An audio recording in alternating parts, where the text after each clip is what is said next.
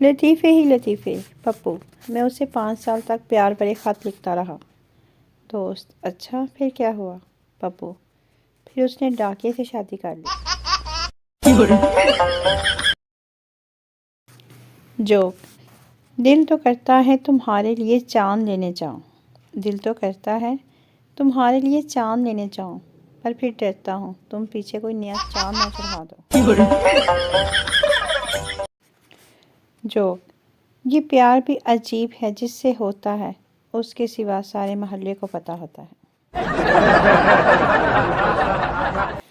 لطیفے ہی لطیفے ایک ڈاکٹر صاحب کسی غریب محلے میں کلینک کرتے تھے۔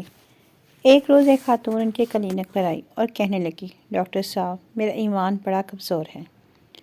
ڈاکٹر صاحب بڑے حیران ہوئے کہ اس خاتون کو تو کسی عالم دین کے پاس جانا چاہیے، میرے پاس کیوں آئی ہے؟ اسی طرح خاتون بھی بول پڑی، آپ کو پتہ ہے میں دودھ بھی دیتی ہوں اور انڈے بھی۔ ڈاکٹر صاحب مزید حیران ہوئے اور کہ خاتون کیسے انڈے دے سکتی ہے؟ اسی لمحے خاتون نے اپنے 1 سال کے بچے ایمان کو آگے کیا اور بولی، ڈاکٹر صاحب دودھ اور انڈے دینے کے باوجود میرا ایمان اتنا کمزور ہے۔ لطیفے ہی لطیفے ایک انگریز دوست کہنے لگا کہ آپ لوگوں کی بیویاں شوہر سے بہت عقیدت رکھنے والی ہوتی ہیں۔ میں نے پوچھا وہ کیسے؟ وہ کہنے لگا، ایک بار میں انگلینڈ میں ایک پاکستانی دوست کے گھر گیا تو دیکھا اس کی اہلیہ اپنے شوہر کی قمیض کے بٹن ٹانک رہی تھی۔ جب وہ بٹن ٹانک کے فارغ ہوئی تو اس نے اس بٹن کو چوما، پھر اس نے دوسرا بٹن ٹانکا، اسے بھی چوما۔ مجھے بڑی حسرت ہوئی کہ کاش ہماری بیویاں بھی ہم سے اتنی محبت اور عقیدت رکھنے والی ہوتی۔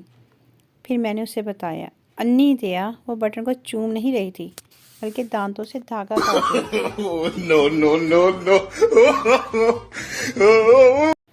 جوک: ناراض کیوں ہوتے ہو چلے جاتے ہیں تیری محفل سے، ناراض کیوں ہوتے ہو چلے جاتے ہیں تیری محفل سے، ویسے بھی جہاں بریانی آلو والی ہو وہاں ہم رکا نہیں کرتے۔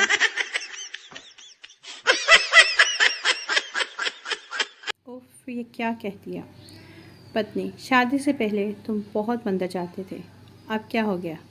پتی: پھر تم سے شادی ہو گئی اور بھگوان سے بھروسہ ہی اٹھ گیا۔ ایک شیخ کا اپنی کام والی کے ساتھ چکر تھا۔ شیخ نے اسے رات کو ملنے کے لیے کہا۔ جب وہ رات کو مل رہے تھے تو شیخ کی بیوی آ گئی۔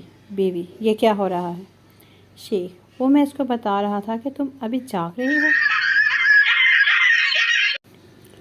ایک صاحب نے ہوٹل مینیجر سے ویٹر کی شکایت کی، آپ کے ویٹر تو بہت ہی بدتمیز ہے، بار بار بلانے پر بھی نہیں آتے۔